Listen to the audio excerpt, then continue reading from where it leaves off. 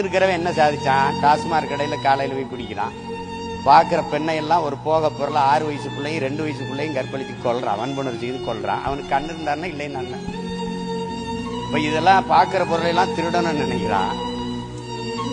கணக்கு தெரியுதுல, கணக்கில்லாத தவறுகளை செய்யறவனுக்கு கண்ணு இருந்தானே என்ன. உங்களுக்கெல்லாம் சொல்லுவேன், உங்களுக்கு கேட்க வியப்பா இருக்கும்.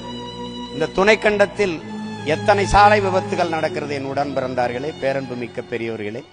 எத்தனை சாலை விபத்துகள்.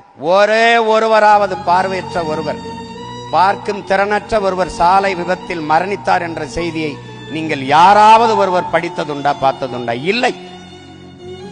ஏன்? பொறுப்பு.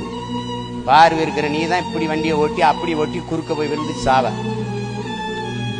அதனால சாதனைக்கும் பார்வைக்கும் சம்பந்தம் கிடையாது. சாதனையில் எத்தனையோ பேர் இருக்குது. சராசரி மனிதராக இருந்து சாதிப்பது சாதனை அல்ல. என் தங்கை பூர்ணசுந்தரியின் சாதனை தான் சாதனைக்கெல்லாம் சாதனை.